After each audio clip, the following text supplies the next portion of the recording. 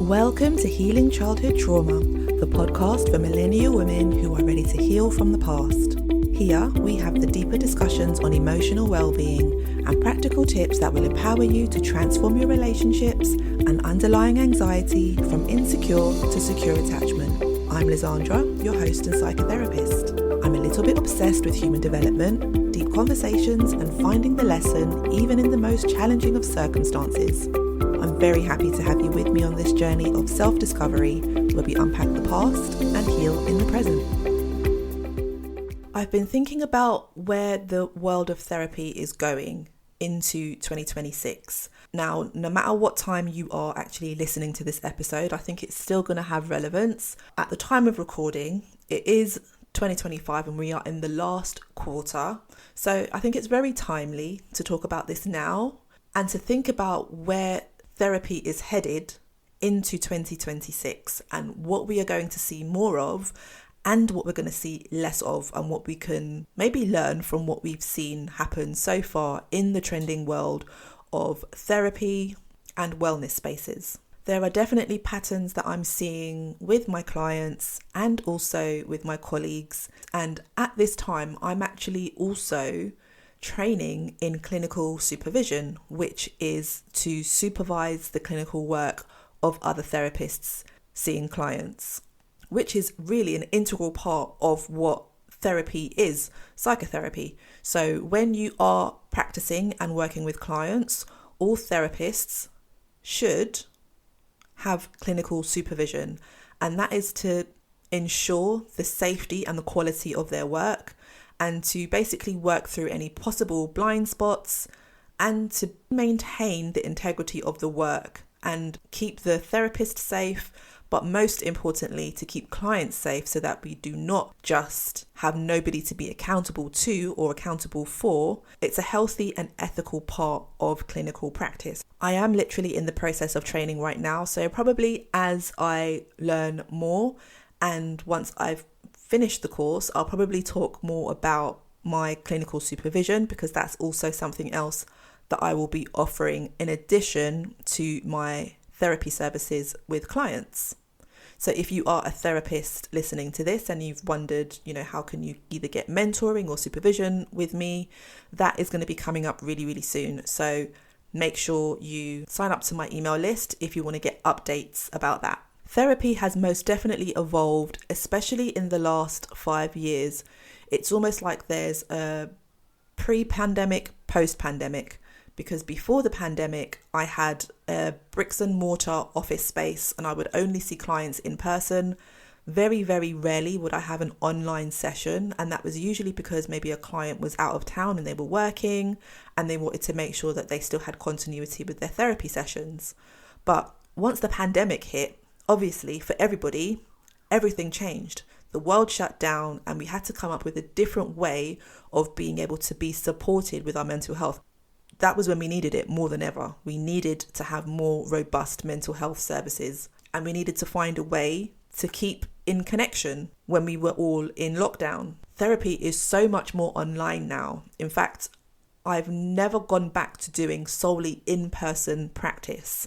Ever since the pandemic, either the majority or all of my clients have remained online. Whereas before the pandemic, having a session online was like very weird. It was weird for me. It was weird to mention it to my clients. And now that tends to be the number one thing that people request when they get in touch with me. So there has never really been a reason for me to get my own in-person space in the same way that it was before. Because of that, and because of new social media platforms, TikTok, Instagram, all of these other platforms, Snapchat, where you can talk about mental health, trauma, all of that has been more accessible to the masses. There has definitely been good points to that, but there has also been, I think, negative consequences, because a lot of the theory gets watered down.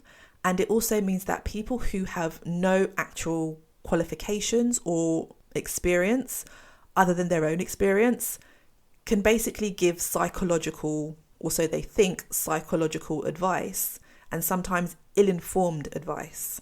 It's almost like a double-edged sword because you want people to have more access to information, but there's a cost to that if the information isn't very accurate, or people take what they see online as very black and white and don't really think about discernment and how that necessarily applies to them, or if it doesn't apply to them. Because it's also really difficult to get your point across and talk about quite deep emotional, psychological concepts in a 2-minute soundbite. And a lot of the time people are trying to finesse the algorithm, right? So they're trying to say the thing that's going to get you to scroll and stop, as opposed to the thing that might actually be more powerful, which is something that can happen in therapy, which is a bit of a slower process, but it needs to be slower, and it's slower for a reason, because that's how we integrate. And it's also a very relational experience. It's not just about sound bites and saying quotes that you can easily relate to. Terms like being trauma informed, boundaries, attachment work, narcissist, all of these kind of terms have really been brought into the mainstream. And in a positive sense, it's great that clients are now coming in having some form of self-awareness and having done some kind of research or some kind of work to understand where they think some of their patterns and things are coming from. If you've got good information, knowledge is most definitely power. But with therapy is about more than just having knowledge. It's also being able to integrate that knowledge. And that's really hard to do through social media or even through listening to this podcast, to be totally honest with you. Something that has really dominated the mental health field is talking about attachment. Even though attachment is really not a new thing, it's not a new concept, it's been around for a very long time. Therapists have been using it for, since the 60s. That's when it was first originally developed. And some therapists love it, some therapists hate it. It's just one of those things where it's not necessarily for everyone. And I think that's okay. I talk about attachment a lot, and it's something that I feel quite connected to. It was something that made a lot of sense to me for my own relationship patterns, and it also makes sense to a lot of the clients that I work with. So I do tend to bring that quite a lot in the work that I do with my clients. What I am hoping will be the movement in 2026 of therapy and mental health is that we move away from having those quick sound bites and viral content, and we go back to the nuance of what therapy actually is, which is about the relationship, and it's about embodiment, and it's about integration. I think people are getting really tired of having hacks that are very superficial, which doesn't really lead to anything of any depth. And I think people will move more towards connection as opposed to self-individualization and capitalism, and we're going to go back to nuance. That's my hope.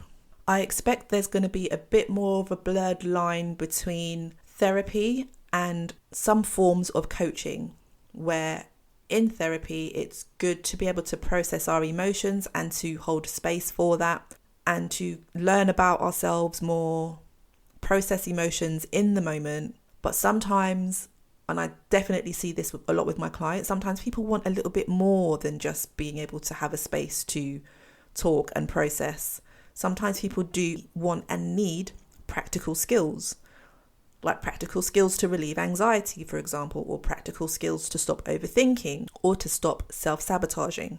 I think we're going to have more around nervous system regulation and focusing on things around perfectionism, people pleasing, and achievement anxiety of always wanting to perform and be productive, and how to move through that with nervous system regulation as opposed to just talking your way through it. The first wave of online therapy was definitely convenience driven because of the pandemic, but I think this next phase that's coming up will be more connection driven. I think clients are going to want more warmth and more connection and more humanity and more of a sense of feeling seen, even if that is in the online space. So I think therapists who show up authentically online, they will be the ones who will probably lead in their field through their content, because they are actually working with clients in that space. And maybe they'll have more things like podcasts like this, communities, and other spaces where We can heal collectively as opposed to always focusing on the self and being very individualistic, which is something that we can tend to do in the Western world, which I don't think does us any good. In fact, we need to almost go back to like indigenous practices and cultural practices that have been around for thousands and thousands of years, which always tends to come back to community, belonging, connection. Now, I could not talk about community and connection without discussing the big fat elephant in the room: artificial intelligence. Yes, AI.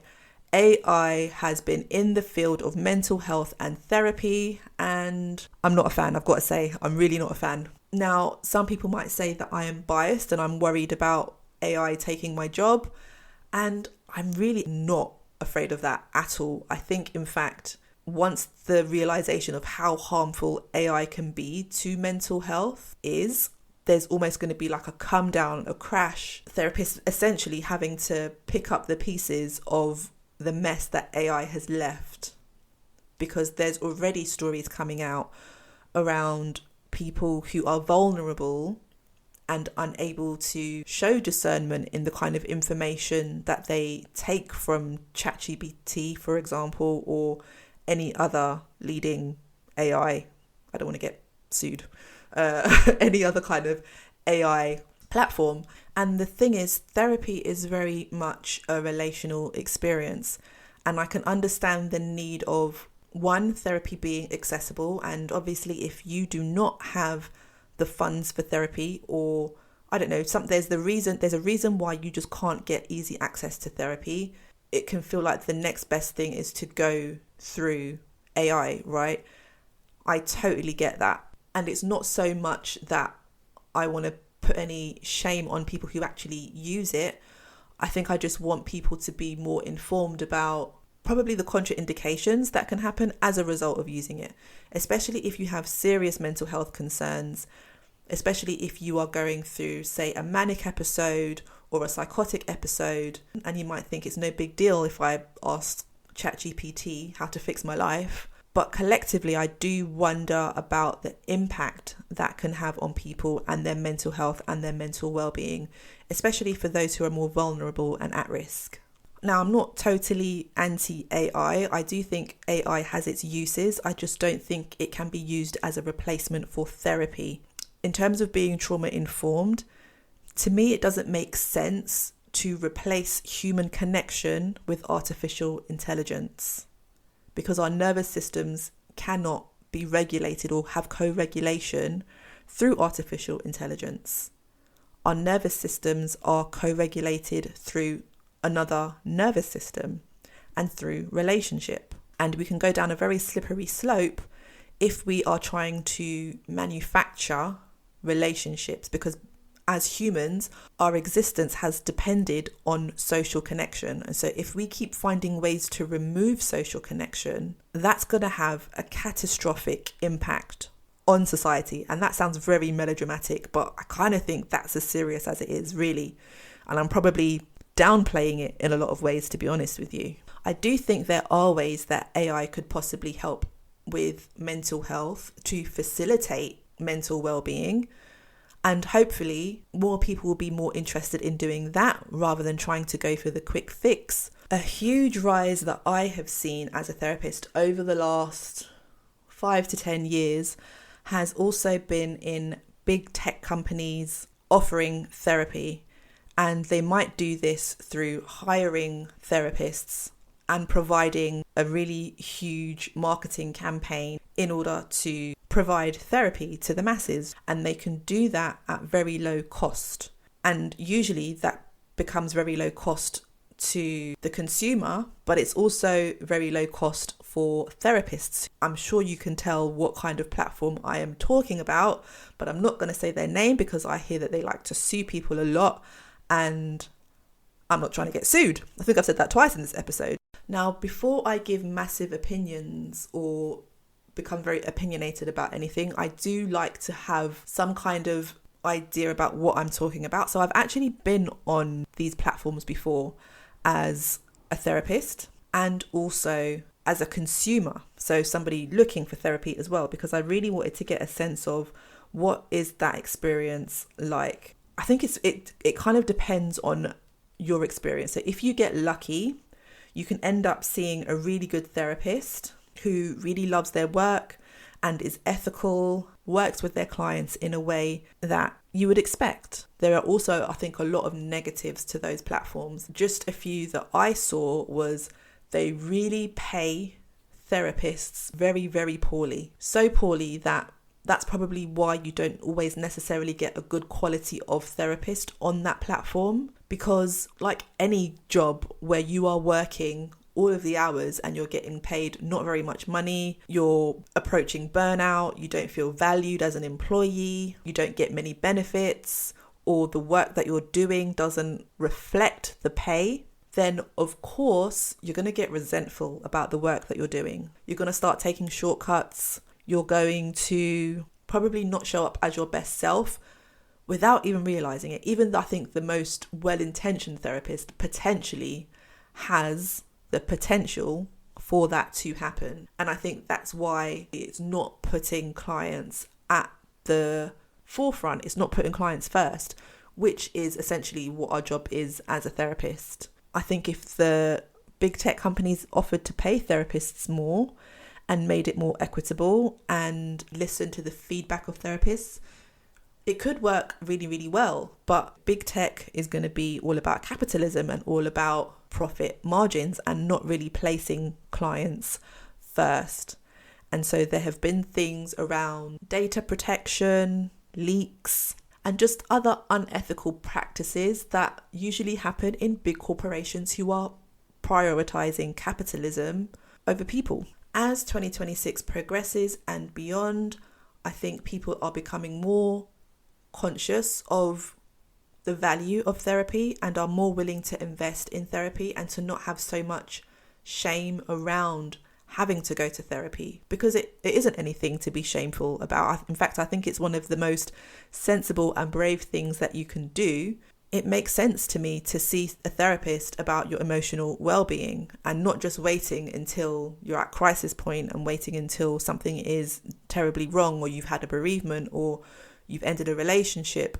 I think it should really be seen almost like an emotional, a mental MOT.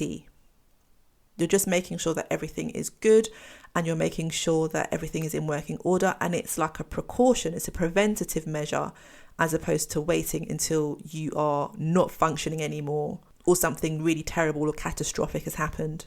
And in fact, a client recently said to me, someone who was really very reluctant to come to therapy and was really nervous and anxious about the process for weeks and months even. There was always this trepidation and not feeling sure. And they almost wished that they had started sooner. That pattern and that realization is going to come up a lot more.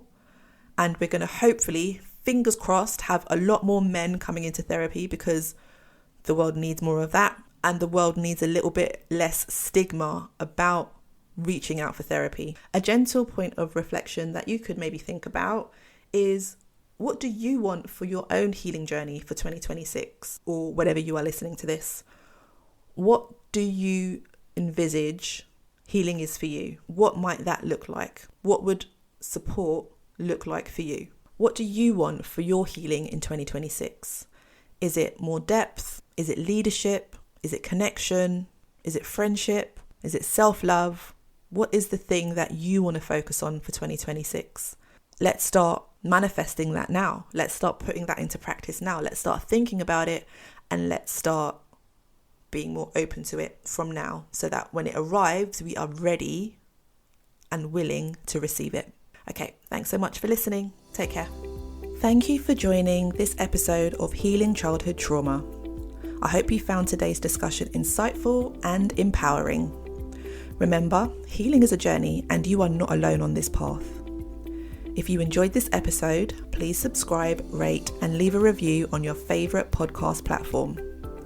And you can share this episode with a friend. Your feedback helps this podcast to reach more women who are ready to heal and build secure, healthy relationships and heal from the past.